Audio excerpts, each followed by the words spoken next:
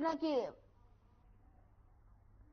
कुरुक्षेत्र में भगवान श्री कृष्ण की वाणी गीता का संदेश जन जन पहुंचे। इसी उद्देश्य से पिछले 4 दशकों से चली आ रही गुरु परंपरा के अनुसार गीता जयंती महोत्सव 2023 के सभी कार्यक्रम श्री जयराम विद्यापीठ परिसर में भक्ति भाव और आस्था से आयोजित होंगे। इन कार्यक्रमों में देश विदेश से बड़ी संख्या में श्रद्धालु शामिल होंगे। देश भर में संचालित श्री जयराम संस्थाओं के परमाध्यक्ष ब्रह्मा स्वरूप ब्रह्मचारी ने कार्यक्रमों के बारे में जानकारी देते हुए बताया कि श्री भगवान कृष्ण जी के जीवन लीलाओं और गीता के संदेश पर आधारित राज्य स्तरीय अंतर विद्यालय सांस्कृतिक प्रतियोगिताएं 16 दिसंबर से 19 दिसंबर तक विद्यापीठ में आयोजित होंगे। इन प्रतियोगिताओं में राज्य के विभिन्न जिलों में विद्यालय से बच्चे अपनी प्रतिभा कौशल प्रदर्शित करेंगे। ब्रह्मचारी ने कहा कि हर वर्ष की भांति इस वर्ष भी 17 दिसंबर से 23 दिसंबर तक संगीतमय श्री भगवत गीता कथा का आयोजन होगा और जिसमें गुजरात से विख्यात कथावाचक श्याम भाई ठाकुर कथा करेंगे। 20 दिसंबर को संत महापुरुषों के आशीर्वाद से गरीब परिवारों की कन्याओं का सामूहिक विवाह समारोह होगा।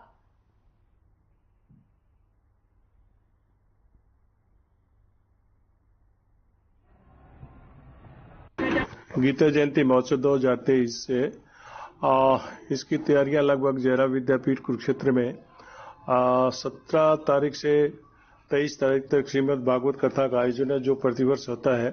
इसमें श्याम भाई ठाकुर बहुत अच्छे प्रवक्ता हैं, गीता पे और भागवत पे PhD की हुई है।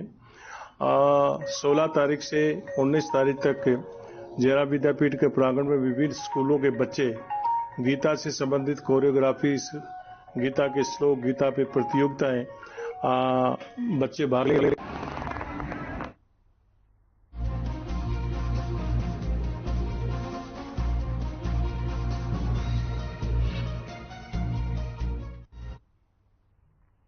हरियाणा के गृह मंत्री अनिल विज ने तत्काल न्यूज पोर्टल के संस्थापक और वरिष्ठ पत्रकार रमेश शर्मा के निधन पर शोक व्यक्त करते हुए उनके निवास पहुंचे।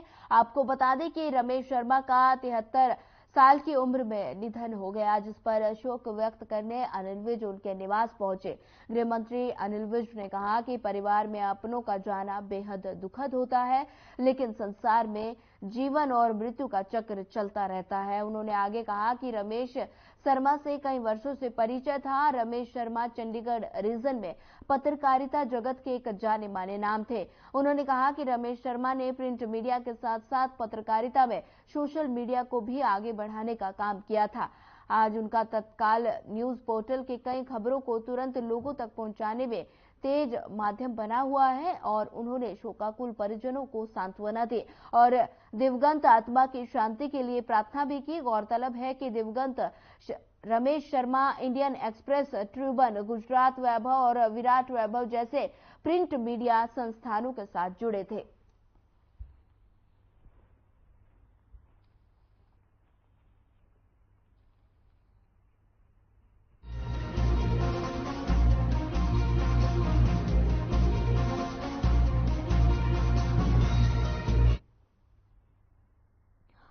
आम आदमी पार्टी की प्रदेश उपाध्यक्ष चित्रा सरवारा ने प्रेस वार्ता कर CAGR रिपोर्ट में दिखाए गए बिजली उत्पादन निगम के घाटे के मुद्दे पर खट्टर सरकार को घेरा।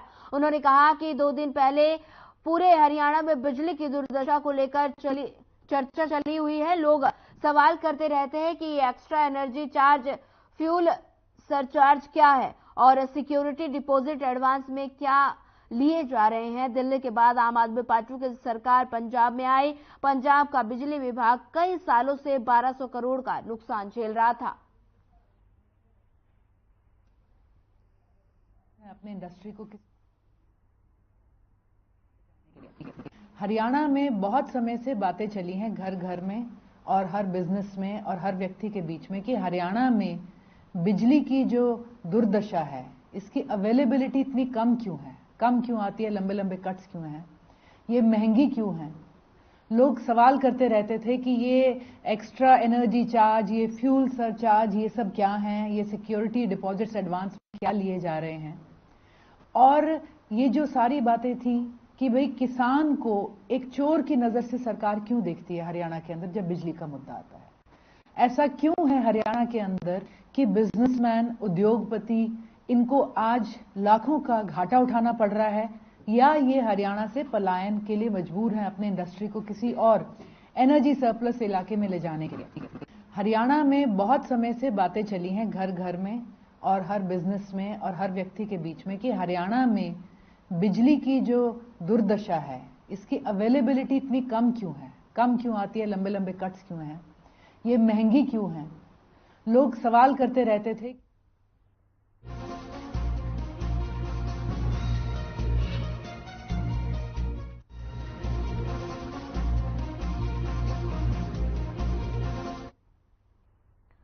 अंबाला कैंट के इंडस्ट्रियल एरिया स्थित एक फैक्ट्री में काम करने वाले मजदूर की हत्या करके उसका शव अंबाला जगाधरी मार्ग स्थित खेतों में फेंक दिया गया। दरअसल चाय वाले ने मजदूर को 600 रुपए चुकाने के कारण मौत के घाट उतार दिया। वहीं पुलिस ने एक साइंस फैक्ट्री के पास खेतों से सड़ी गली हालत में शव को बरामद किया। आपको बता दें कि मृतक की पहचान खारू खेड़ा निवासी प्यारा राम के रूप में हुई। साथ ही पुलिस ने आरोपी सुखविंदर सिंह वासी सपेड़ा को गिरफ्तार किया।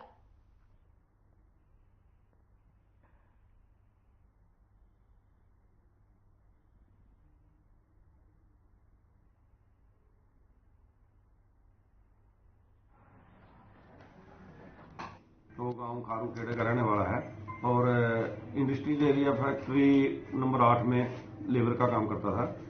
11 तारीख को यहाँ फैक्ट्री में काम के लिए आया था, लेकिन घर वापस नहीं गया। तो उस संदर्भ में हमारे FIR नंबर 672 346 IPC की दर्ज कर दी थी। तो 18/11 को प्यारा राम की डेड बॉडी गली सड़ी हालात में रेडिकल फैक्ट्री के पीछे खाली खेतों में मिली थी।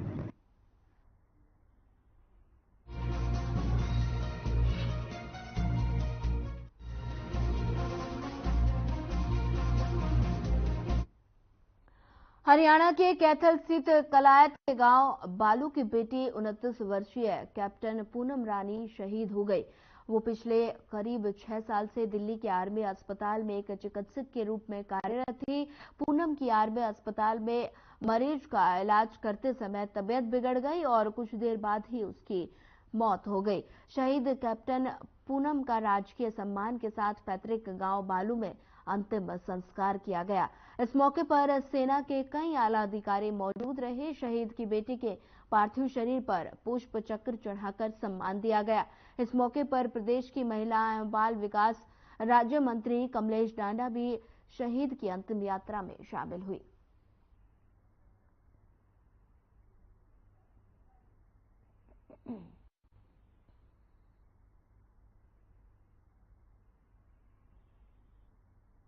हमारी बहन पूनम पर हमें बड़ा गर्व है।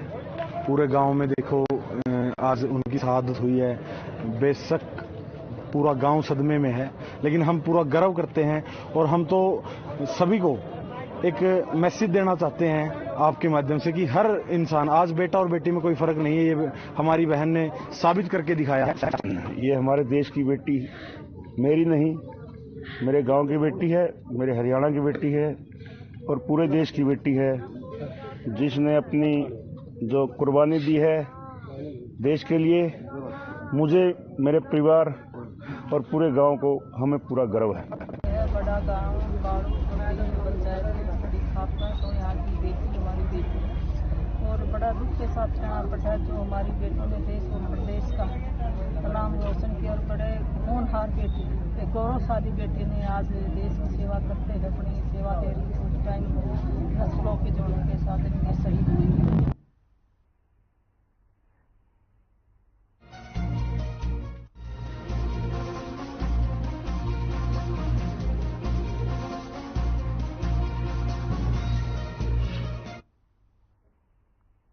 पुंडरी में बुलेट मोटरसाइकिल से पटाखे बजाने वालों की अब खैर नहीं। थाना प्रभारी रामनिवास ने बताया कि पुलिस कप्तान द्वारा जारी किए गए निर्देशानुसार जो भी बुलेट मोटरसाइकिल से पटाखे बजाएगा या 18 साल से कम बच्चे जो बाइक चलाते हैं उनका चालान किया जाएगा। साथ ही उन्होंने बताया कि इसी कड़ी में हमने एक बुलेट मोटरसाइकिल को पकड़ लिया जो कि कॉलेज व स्कूलों के आसपास मंडरा रहे थे और अपनी मोटरसाइकिल से पटाखे बजा रहे थे, जिसमें एक बुलेट मोटरसाइकिल को पकड़कर लगभग 47,000 रुपए का चालान किया गया।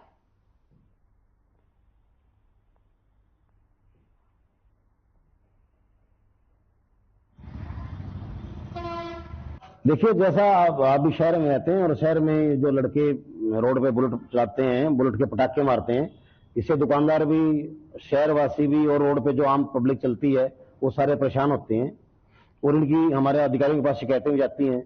तो इसी संबंध में हमारे एसपी साहब की तरफ से एक स्पेशल ड्राइव चला रखा है, जिसमें जो लड़के बुलेट मोटरसाइकिल पटाखे बजाते हैं और जो ट्रैक्टर ड्राइवर अपने ट्रैक्टर के ऊपर बड़ा डीजे रख के और उसको लाउड साउंड में, ऊंची आवाज में चलाते हुए सड़क पर जाते हैं, तो ऐसे लोगों के खिलाफ स्पेशल ड्राइव चला रखा है।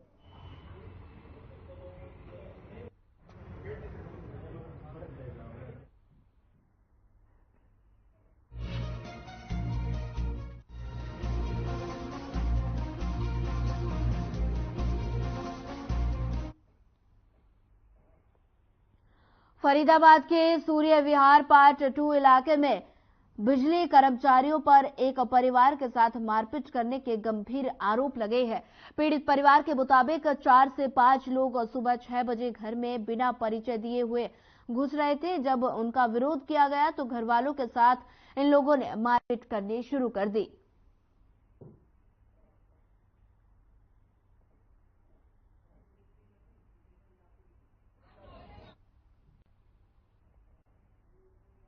मैं गेट खोलने के लिए आई तो मेरे साथ में उन्होंने बदतमीजी करी, गाली गलौज दिया और गेट खोला तो मेरे को धक्का मुक्की करके और अंदर घुसने लगे, जबरदस्ती घर में घुसने लगे।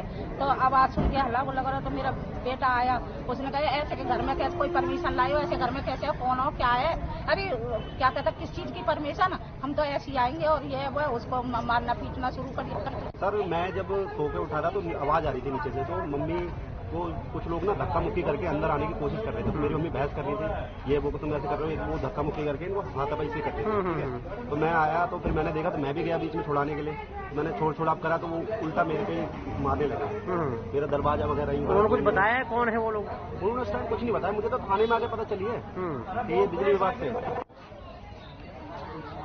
दूसरा वाला कहाँ है?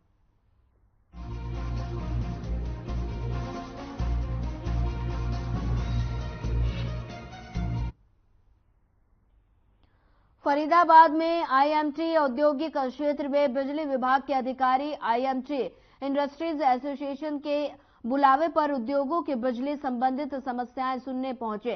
इस दौरान बिजली निगम से नरेश कक्कड़ एसडीओ एक्शन मौजूद रहे। इस मौके पर संगठन के अध्यक्ष प्रमोद राणा समेत उद्योगपतियों ने बिजली संबंधी बिजली कटौती से परेशान उद्योगपतियों के लिए कोई ठोस योजना तैयार करने की अपील की। इस दौरान ग्रिप के कारण उद्योगपतियों को आ रही परेशानियों को लेकर लोकल फॉल्ट व अन्य समस्याओं से बिजली अधिकारियों को रूबरू कराया गया। वहीं कई समस्याओं को लेकर नरेश कक्कड़ ने उद्योगपतियों को मौके पर ही आश्वस्त किया।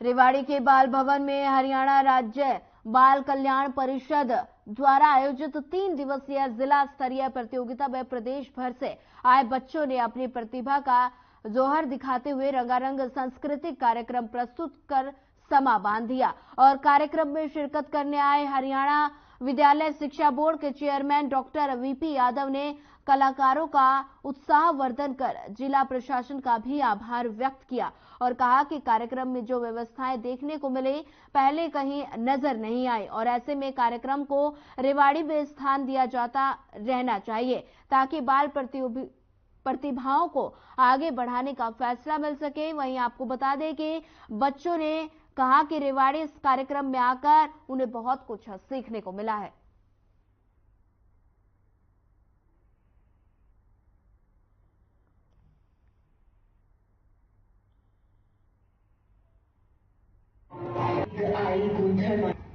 राज्य स्तरीय एकल नृत्य प्रतियोगिता का जो आयोजन बाल भवन रेवाड़ी में हो रहा है, इसमें मुझे शिरकत करने का मुख्य अतिथि के तौर पर अवसर मिला है।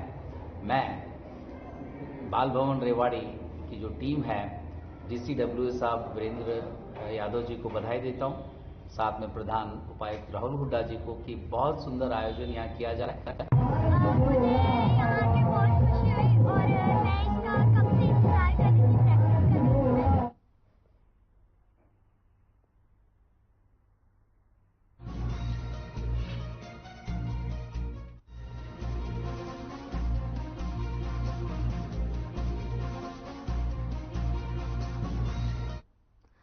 समाज सेवा में उत्कृष्ट कार्य करने वाले महाराजा अग्रसेन विवाह समिति द्वारा 23वां सर्व जातीय सामूहिक विवाह आयोजित किया गया, जिसमें संस्था द्वारा 80 जोड़ों का सामूहिक विवाह संपन्न कराया गया। पिछले 23 सालों में हजारों गरीब कन्याओं की शादी सामूहिक रूप से संपन्न करवाई जा चुकी है। संस्था द्वारा बाकायदा इन जोड़ों को नई गृहस्थी शुरू करने के लिए जरूरत का सामान भी दिया जाता है। ढोल नगाड़ों के साथ 80 दूल्हों की बारात जब निकलती है तो अद्भुत नजारा देखने वाला होता है। लोगों ने पुष्प वर्षा करके बारात का स्वागत किया। राज्यसभा सांसद और राष्ट्रीय कोषाध्यक्ष बीजेपी नरेश बंसल खास तौर पर इस सामूहिक विवाह में शामिल हुए और तमाम जोड़ों को आशीर्वाद और शुभकामनाएं दी। गरीब कन्याओं के परिजन और दुल्हनों ने संस्था द्वारा किए जा रहे उत्कृष्ट कार्य के लिए उनका तहे दिल से धन्यवाद किया और खुशी का इजहार किया।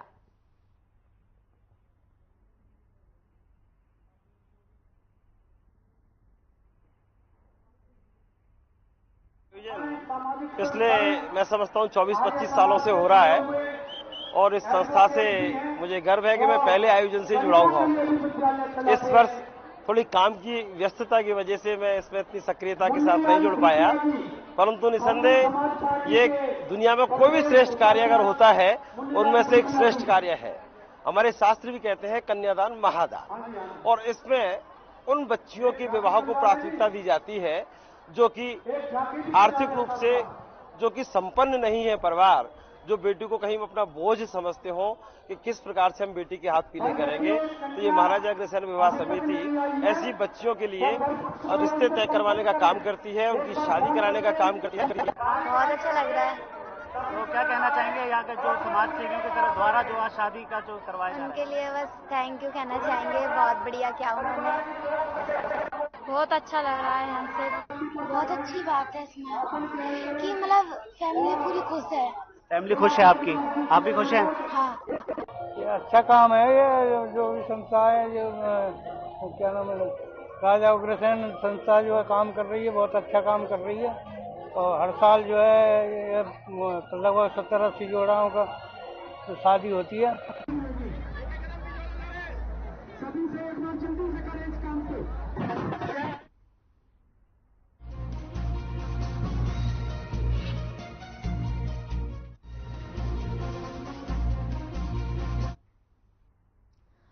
हरियाणा आपके वरिष्ठ उपाध्यक्ष अनुराग ढांडा मेवात में एक जनसभा को संबोधित करने पहुंचे। इस जनसभा के बारे में आयोजकों ने पार्टी के पदाधिकारियों समेत जिला अध्यक्ष को नहीं बताया, जिससे जिला अध्यक्ष पार्टी समेत अन्य पदाधिकारी गण इस कार्यक्रम में मौजूद रहे। नू कार्यक्रम में पहुंचे अनुराग ढांडा ने लोगों को संबोधित करते हुए कहा कि हरियाणा में 25 साल कांग्रेस से अब 10 सालों से बीजेपी राज करती आ रही है, लेकिन लोगों को अब तक मूलभूत सुविधाओं के लिए भटकना पड़ रहा है। मेवात में बिजली, पानी, सड़क और रास्तों जैसी लोगों को कोई सुविधा नहीं है। कांग्रेस और बीजेपी पार्टी के नेताओं ने हमेशा अपने घरों को भरने का काम किया है, लेकिन जनता के लिए ऐसा कोई मेवात में विकास कार्य नहीं किया जिसमें मेवात का पिछड़ापन दूर हो सके। उन्होंने कहा कि आपकी 2 राज्यों में दिल्ली और पंजाब में सरकार है, जिसमें लोगों को पूरी सुविधाएं आम आदमी पार्टी की सरकार देने का काम कर रही है।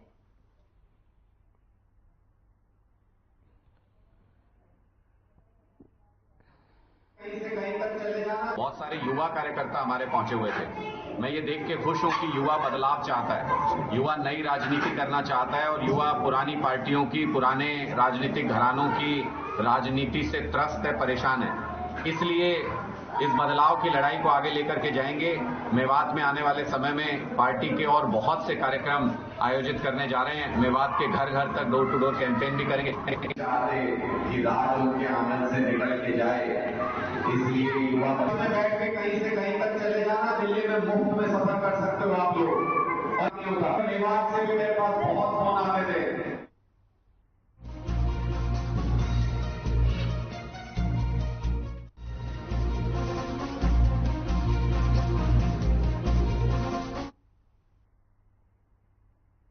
अंबाला की नगर निगम में विधायक असीम गोयल ने लोगों के लिए एक खुला दरबार लगाया और लोगों के समस्याओं को सुनकर उनका निवारण किया।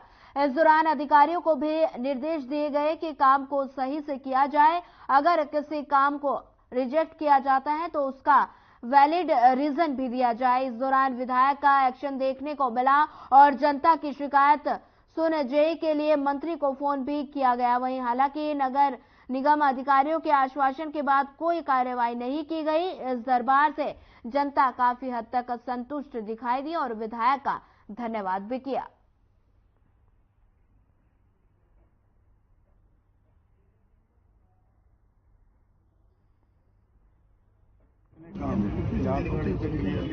चाहे कोई प्रॉपर्टी आईडी को लेके, एनडीसी को लेके या नक्शों को लेके या कोई पेंशन की समस्याएं, राशन कार्ड की या आयुष्मान कार्ड की, और मेरा मानना है कि परिवार पहचान पत्र को स्प्लिट करने की और विकास से संबंधित काफ़ी तरह की शिकायतें आज मिली हैं और अधिकारियों को निर्देश दिए गए हैं बड़े क्लियरली कि इनको या तो हाँ या ना और रीज़न के साथ रिजेक्ट करेंगे तो ये शिकायत ऊपर माननीय मुख्यमंत्री जी तक जाएगी। ये लटकने वाला रवैया नहीं चलेगा। मैडम राशन कार्ड से परेशान थी, गरीब मैडम हूँ, मेरे बच्चे परेशान हो रहे थे, मेरे को राशन नहीं मिल रहा था। बीडीओ वाले ने मेरे को राशन कार्ड बोल दिया कि कट गया। मैं बहुत धन्यवाद करती हूँ असीम गोयल का, मेरा साथ के साथ राशन कार्ड बना दिया। शॉप का टैक्स का प्रॉब्लम थी, जैसे मेरे रिलेटिव की टैक्स एक दुकान है, उसकी 2 दुकानें लिख रखी थी और उसके ऊपर फर्स्ट फ्लोर भी लिखा हुआ था। तो वो मैंने अपनी प्रॉब्लम बताई है तो उन्होंने उसका निवारण कर दिया है।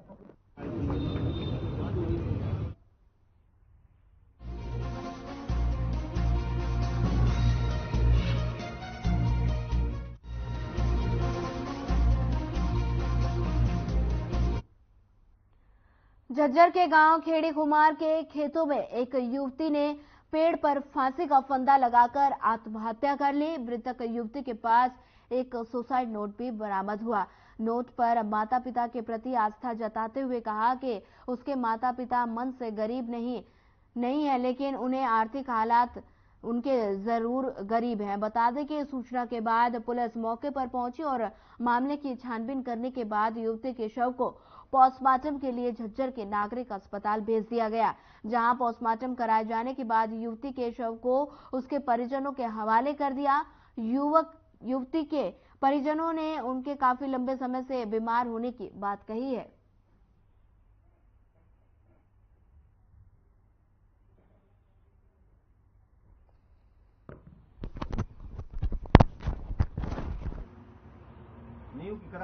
थाना सदर झज्जर में के गांव खेड़ी खुमार के खेतों में एक लड़की जो 15-16 साल की, उसने सुसाइड कर लिया है, कार्रवाई करें।